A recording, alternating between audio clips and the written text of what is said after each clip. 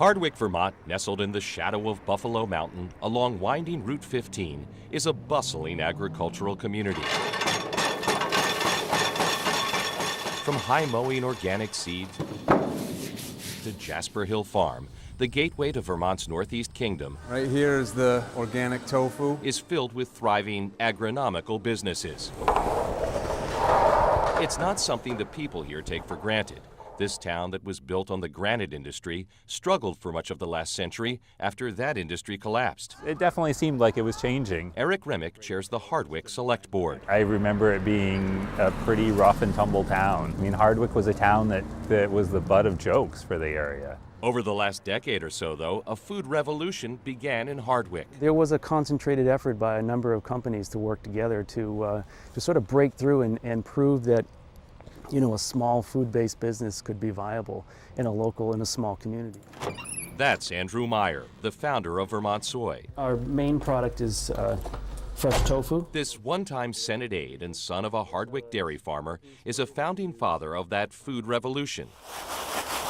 A group of food-based businesses taking root here and reviving the local economy through cooperation. There's tremendous momentum when good things happen. Meyer's Vermont Soy, High Mowing Organic Seeds, Jasper Hill Farm Cheesemakers, Pete's Greens, and a handful of other companies have teamed up in the rolling landscape surrounding Hardwick to create sustainable agriculture that supports the local economy.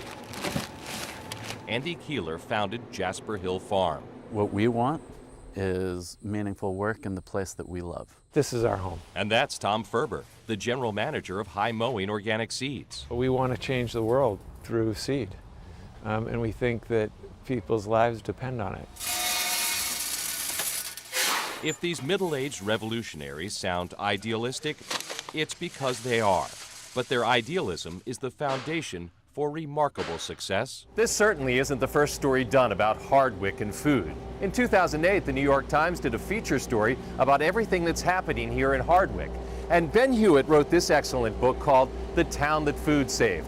But if you talk to the agripreneurs participating in the food uprising here, they'll tell you this may well be the town that saved food. If you look around the country, food is in big trouble. Food didn't come to Hardwick and say, oh, we're going to save Hardwick. Hardwick came to food and said, we need to save food. Meyer believes the practice of shipping food thousands of miles is unsustainable. Hardwick, he says, is moving the dial toward a more local, supportable approach to food policy. This is our soup hot chili sunbowl. The moment Warwick Dowsett opens his mouth, I think we're good to go. It's clear the award-winning chef, known as Waz, isn't from Hardwick, Vermont. Good pour. But this Australian adventurer chose to start Waz Kitchen Creations in Hardwick. Ooh, hot. To be a part of the thriving food revolution taking place here. I'd never heard of Vermont when I landed, and everyone said, you know, Vermont's where you need to be looking. That's where it's at. Waz Kitchen Creations found fertile ground here in Hardwick, and specifically here at the Food Venture Center. This place is an incubator for new products like this, and more importantly, for new ideas. We have 3 production kitchens. The Food Venture Center is a shared-use kitchen that allows creative entrepreneurs to launch new food products without making a massive investment in kitchen hardware.